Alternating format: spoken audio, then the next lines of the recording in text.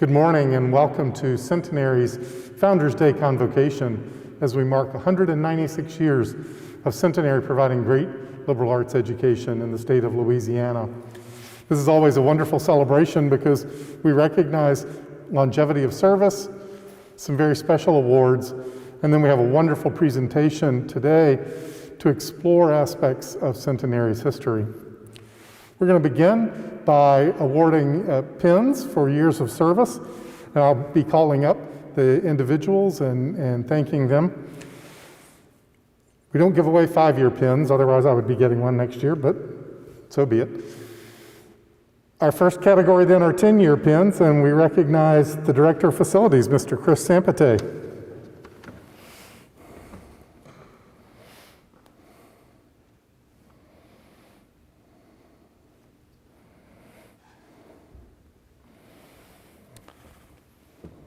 Thanks, sir. Also, at 10 years from our facilities staff, Mr. Terry Antwine.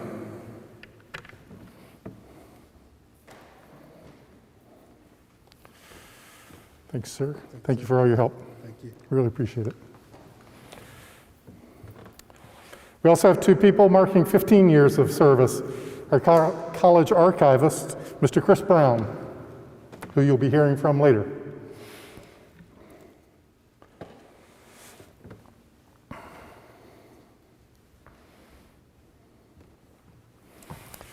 Thank you. Thank you. Look at. Also at 15 years from the Department of Chemistry, Dr. Joshua Lawrence.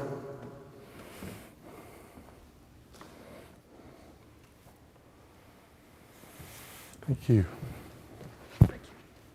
Oh, come back and take a picture. So sorry. I'm not good at video.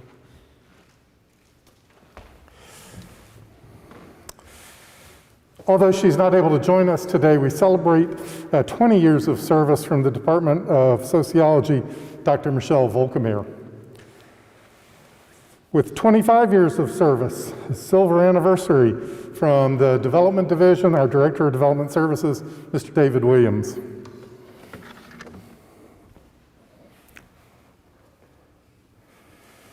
Thank you, sir. Thank you.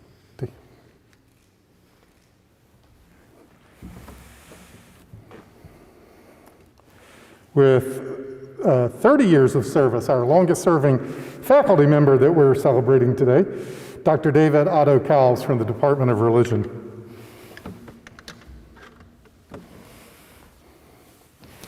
Thank you, sir. Thank you.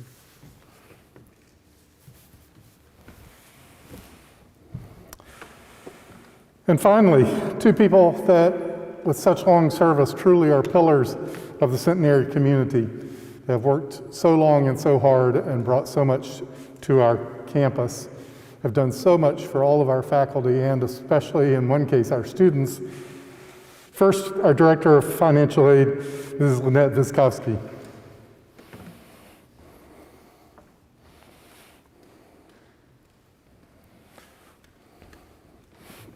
Thank you.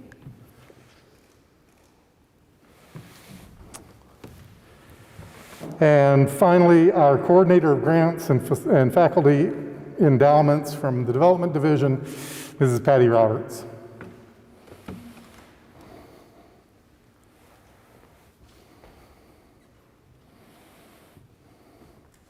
Congratulations. Thank you.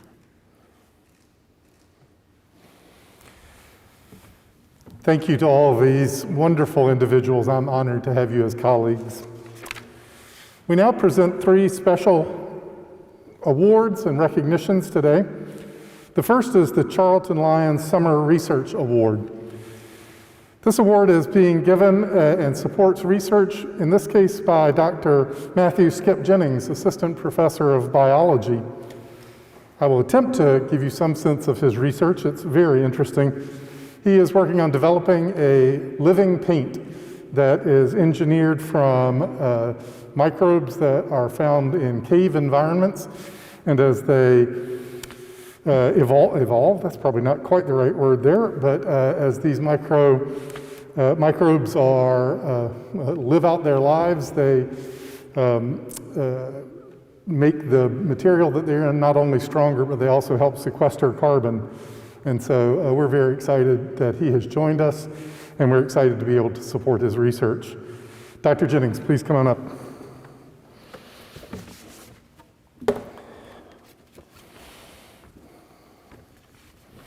Congratulations. Thanks.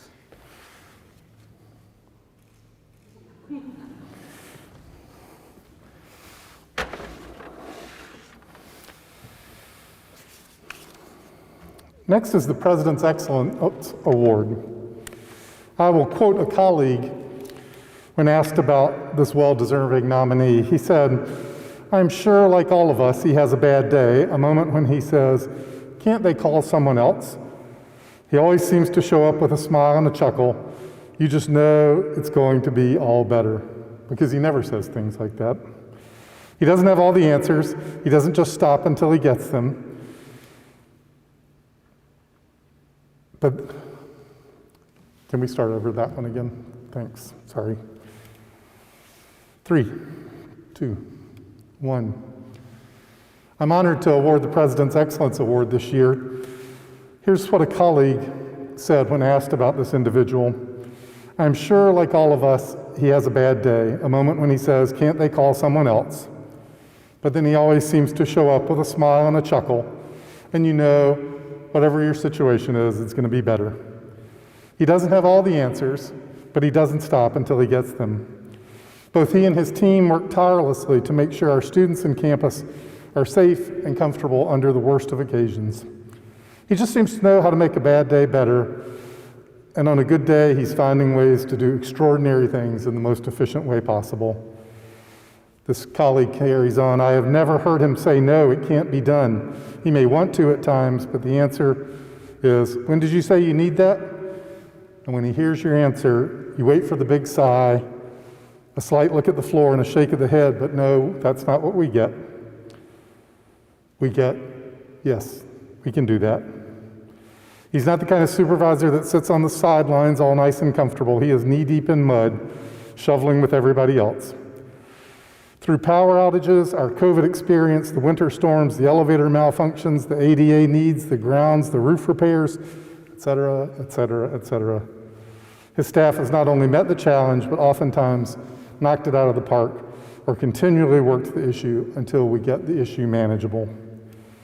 I ask you to look at the Shell, Hurley, the soccer field, just to name a few, because in addition to these other routine responsibilities, he and his crew are not just builders, but he has provided invaluable advice to our major construction projects of the last few years. From day-to-day facility support to capital projects to our emergencies, he and his team have been the superheroes at Centenary. That kind of work doesn't happen without strong leadership, and so I'm honored to present this year's Presidential Excellence Award to Mr. Chris Sampate.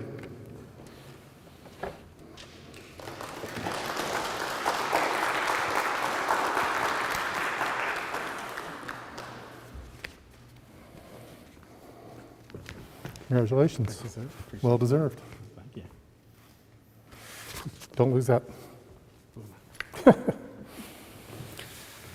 And finally, our Outstanding Teacher Award. We had 78 submissions for this award. The person who's selected had these things said about her in the submissions. She goes above and beyond to make sure we have the knowledge we need to be productive in the real world. She deserves this award because I believe she goes above and beyond her students, for her students. She is always willing to work with you and is very understanding. Her ability to connect with her students is what I think gives her the ability to be such a great professor and mentor. She's also very knowledgeable and can be a great source to her students. I really appreciate everything she has done and will continue to do for Centenary. And finally, one more quote. She has poured her life into teaching Centenary students not just business, but also life lessons. She makes sure each and every student is obtaining the excellence that they want and that she can see in them. She also brings students to accounting meetings to make sure we have had the ability to connect with other professionals in the field of business. This helps with our future success past Centenary more than anything. I appreciate all the hard work she has done, not just for me, but for all the students' lives who she has touched. I'm honored to present the Outstanding Teacher Award to Dr. Helen Sykes.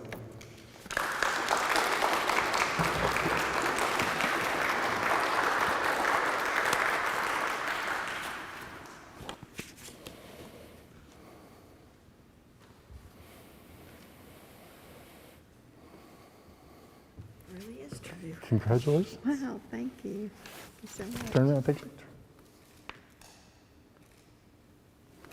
Thank you so Congratulations, much. well deserved. I appreciate it. She made me assure her 5 times when I called her that this was not a joke. Again, welcome. Founders Day, as it says in the program, is an opportunity for us to reflect on our past, to celebrate our present, and to envision our future. In particular, today we continue work that Centenary has been about for the last year or more to revisit and indeed rewrite our history, particularly around the role of race. Now, perhaps that might cause you some consternation. We've all heard the phrase, you can't rewrite history. And it is surely true that what happened in the past cannot be undone or unwound. But history is storytelling. And doing history well means acknowledging some aspects both of what happened in the past and how those stories are told. Today I want to comment very briefly on just 2 of these topics.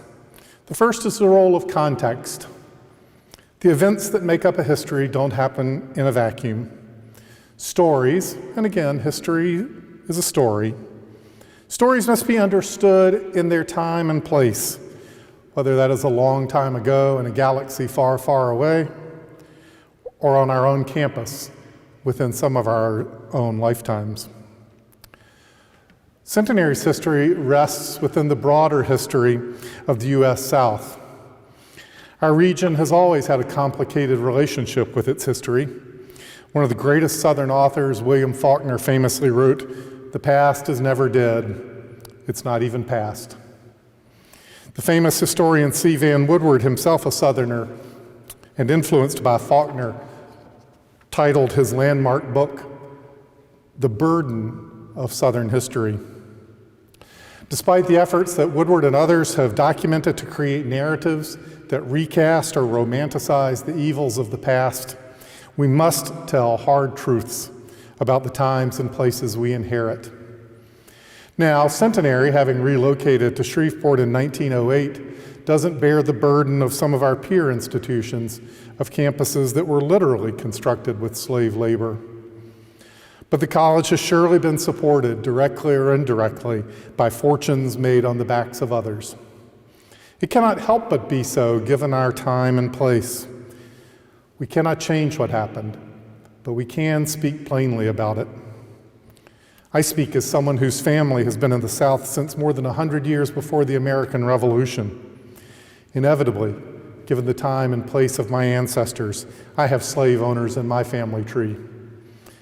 I wish it were not so, but it is. And like Centenary, I cannot use the inevitability of time and place to ignore the impact of a deeply unjust and evil system in my history. Secondly, and by way of introduction to our main presentation, a couple of words on the choices we make as we tell history's stories. Confronted by an almost infinite record of events and people, as we write history, we make choices. What's important? What do we need to take particular care to remember? What gets left out, either intentionally or through oversight? Sometimes those choices are relatively harmless, as when, with scissors or Photoshop, we remove an unfortunate choice of girlfriend from an incident, an event we really wish to remember. But other more consequential choices are made to help fit the history we are telling into a narrative where we can be more comfortable, where we do not have to confront the burden of our larger history. The result can look like a funhouse mirror where the pieces are all there but have been so distorted to such an extent that we can't rely on the result. We need to straighten out the mirror so that we can see ourselves as we are. Today's presentation by Dr. Jama Grove and Mr. Chris Brown is part of the process of straightening the mirror we use to see Centenary.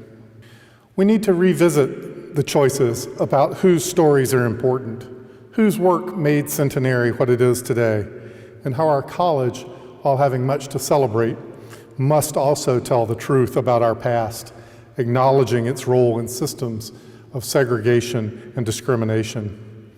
I look forward to learning these stories that may not have been, but deserve to be, a part of the history we tell. Please welcome Dr. Jama Grove and Mr. Chris Brown. Most of you don't know me because I joined the Centenary community during the summer of 2020, when somewhere between 15 and 25 million Americans protested against the deaths of George Floyd and the ongoing killing of Black Americans at the hands of authorities. The activists who rose up in 2020 thrust the long overdue conversation about systematic and institutional racism into the front of national awareness, succeeding in forcing white Americans to acknowledge, often for the first time, that communities of color in the United States face terrifying injustices that white Americans have ignored for far too long. The movement is personal, with George Floyd and Breonna Taylor's deaths piercing awareness in ways that a multitude of earlier killings had not, despite Black Lives Matter's years-long demand that we speak the names of those who had been killed. The personal naming, however, is also institutional, because we cannot honor people's lives while permitting the institutional injustices that led to their deaths to remain unchanged. I'm a historian, which means that I believe that the roots of both our failures and our possibilities lie in the past. I'm also new to Centenary, Shreveport, and Louisiana, so I'm only just becoming a member of the communities that I inhabit. Despite that, I know that people of color have been essential to Centenary since its founding, even when white supremacy actively worked to deny their contributions. For us as an institution, it may not be possible to say the names of all the people who laid the foundations of the college that we inherit, but we can nonetheless acknowledge their contributions and take ownership of the fact that their suffering, erasure, and exploitation calls us to ensure that Centenary, an institution that they helped build, works on behalf of a more just society. In saying the names of the people killed by police, Black Lives Matter activists demand that we recognize the deadly consequences of racial injustice. I struggled with how to translate that call into a service to Centenary. There's not enough time in this convocation for us to name all 387 documented unarmed people killed by police since the BLM movement prompted the Washington Post to start keeping these statistics in 2015. I could potentially try to name the 47 unarmed people killed just last year. Or perhaps I could shorten that list to only account for the ones who died up to Breonna Taylor's death, whose death in March finally pierced the protective veil of white ignorance. Even those statistics, though, leave out other deaths. Tamir Rice, a child killed for playing in a park in 2014. Tamir Rice raises the question of how we reckon with the deaths of children in general. Trayvon Martin was not killed by the police, but his death undoubtedly reflects the ongoing legalized policing of white supremacy. As a historian, Trayvon Martin's death immediately invokes the 1955 lynching of Emmett Till. That, in turn, raises the question of how we reckon with the victims of lynching in general, including the 549 people lynched in Louisiana alone. Students in Dr. Cicchetti's TREC course wrestle with exactly this question here in our own parish. Similar work can happen and is happening across campus. From the student leaders who push all of us for institutional accountability, to an ongoing internal review of college procedures, to perhaps most notably, Centenary's recent designation as a regional hub for the Legacies of American Slavery Project, a multi-year grant during which Bethany Hansen, Michael Hicks, and Chris Cicchetti will explore and document the legacies of slavery in health and medicine. That's not to imply that this is enough. These are just starting points for the sorts of personal and institutional reckonings that must happen in order for us to begin the work of deconstructing institutional racism and accepting responsibility for the inheritances that Southern institutions carry. I'm excited to become part of that work. And that is not to say that I won't mess up. I know from experience that I'm going to fail. I will fail in my intentions, in my actions, in my classes. I know I will get it wrong because I'm the product of 450 years of this country getting it terribly, devastatingly wrong. But I'm resolved to try and do better when I fail. I'm lucky to find myself becoming part of a community that's resolved to wrestle with those racial legacies. Centenary College was founded at a time and in a place where white society depended on the forced labor of Black people. That legacy is embedded into the foundation of all Southern institutions, including our own. In the case of the original campus in Jackson, that legacy was built into the literal foundations by enslaved people who were hired in by the college. The exploitation and suffering of unnamed people of color is woven into Centenary from its founding in 1825. But so too is the named Black excellence that has strengthened and improved the college from desegregation in 1966 until today. Now, and in the recent past, we can elevate and honor the achievements of people of color in our community. But we can also recognize the institutional and legal erasures that have historically denied people claim to their own achievements, their own work, and which in some cases attempted to deny their humanity. In considering how to address the racial legacy of the college in honor of Founders Day, Chris and I hope to show some ways that our own archives can begin to help us do this long overdue work. We hope that by using these archival sources, we can weave people of color back into the institutional memory of the college, and in the process, force us to acknowledge the stains of enslavement, segregation, and white supremacy, along with the toll that those processes have taken on members of our community, including those whose names we may never know. Now, Chris Brown will show some examples of how our archives can help us begin to correct our institutional memory and push us toward greater accountability. Thank you. Hello. Thanks, Dr. Grove. So, members of my family have been involved with Centenary since the early days of the college. Those nearly 200 years of history include both uplifting and upsetting stories of race on our campus. Now, I realize that I'm addressing today's topic as a white, privileged male, but I'd like to share why I think it's important for our institution to acknowledge the contributions of people of color on our campus. As an archivist, I work to collect, preserve, and make available the historic records of Centenary and United Methodism in Louisiana. I help people access information so they might learn from the past and prepare for the future. First, I'd like to mention some recent virtual convocations that featured Centenary alumni. If you missed them live, they're available to watch on Centenary's YouTube channel. First, Patricia Matthew from the class of 1991. She spoke about her experiences as a Black woman on campus and how the English department contributed to her education. After her talk, I wondered, now where would she appear in the Centenary archives? So I searched for her name in our digital collections, and a few minutes later, I was reading about her. And you can read about how, as a staff member and assistant editor of the conglomerate, she helped transition the student newspaper to desktop publishing using computers, and how in 1990, she worked to bring poet and civil rights activist Maya Angelou to speak at Centenary. Then there's Stephen Pitters from the class of 1971. He gave 2 recent talks. First, about his experiences as one of the first Black students on campus, and second, about his work as a poet.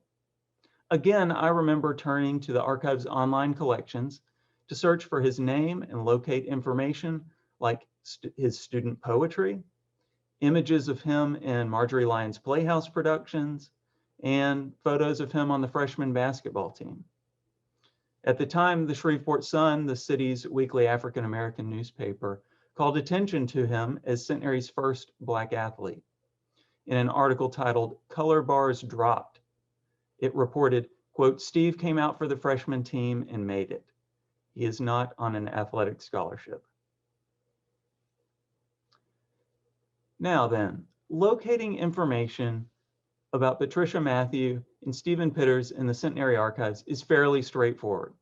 You have a name, a time period, and a general sense of where that individual might appear in the college's archival collections. After a few minutes of online searching, you're reading primary sources about or even created by that person. Now, reaching further back in time to learn about people of color at Centenary, the process is not always so straightforward. However, such persons existed and their stories are important. I'd like to share a few examples with you.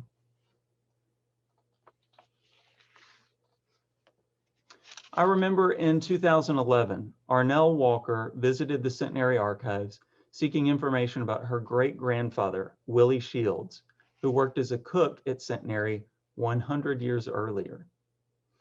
Now, after thinking to myself, where would he appear in the college's archives, I remembered that we had financial records created by the treasurer's office from around that time period.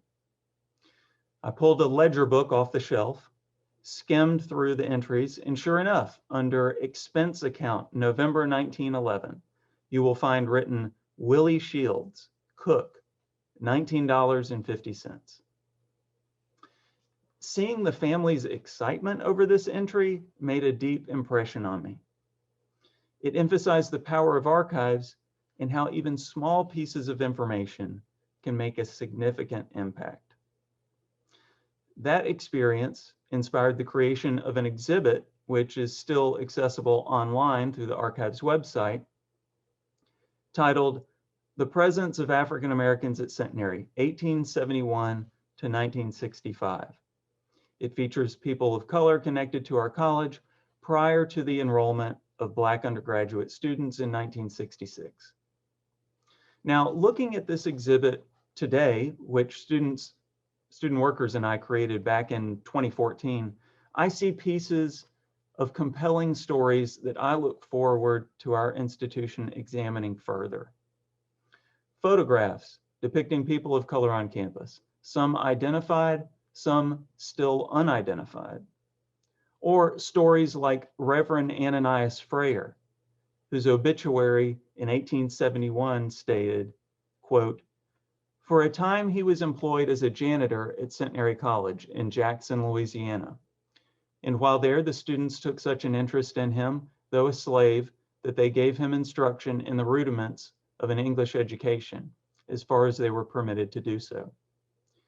In this way, he learned to read and write." Other sources have come to my attention since the creation of that exhibit. While researching buildings at our college's former location in Jackson, now the Centenary State Historic Site, which is operated by the Louisiana Office of State Parks, the site manager noticed that brief details, again in financial records, offer clues. These entries mention enslaved people of color. Like this example, January 19th, 1856, expense account debit, quote, "to hire of Negro boy Bob from Professor Scales from 1st January 1855 to 1st January 1856 to do college work, $110.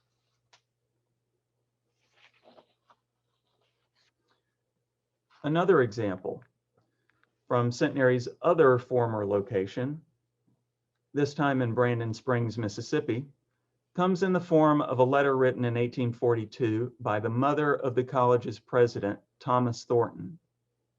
We have a typed transcript of it. In the letter, Jane Thornton writes about her family moving from Virginia to Mississippi.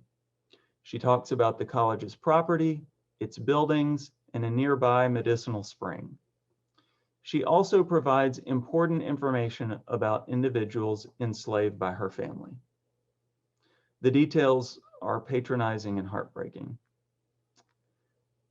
Quote, "All the servants that came from Washington are well and much pleased. Sprigg says that he would not go back if he could. Jenny says that she would not. She is hired to Thomas. If you should see Ben, inform him that his children are well. Henry and Rosa live with the steward of the college. Maria is nurse to Betsy's little boy Van Buren, and Georgiana lives with the doctor. Sprigg lives with son Thomas and drives his carriage. James has a man by name Emmanuel, drives his carriage and cultivates his garden." 7 names of people. They were forced to move. They had their families broken apart. And a white person writes on their behalf, quote, "They are well and much pleased."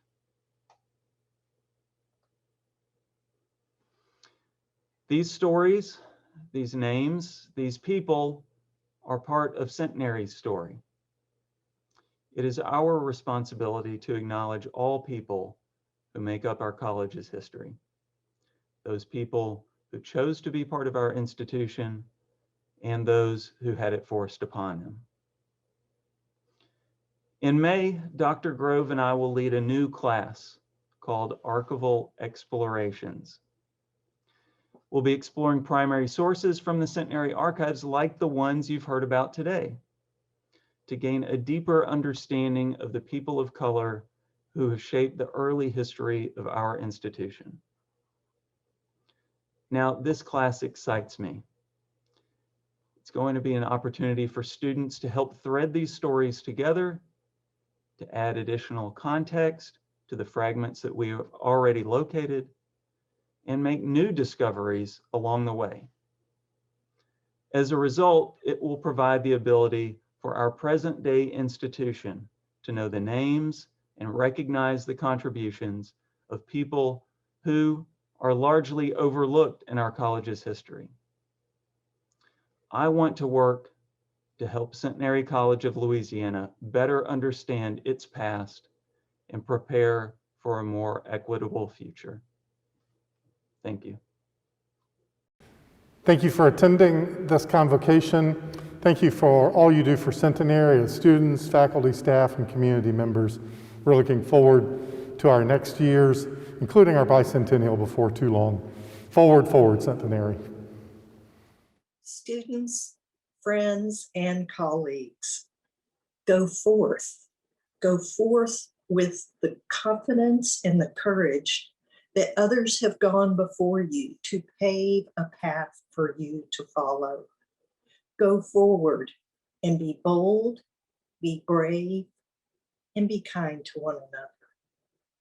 This concludes our meeting. Have a good day.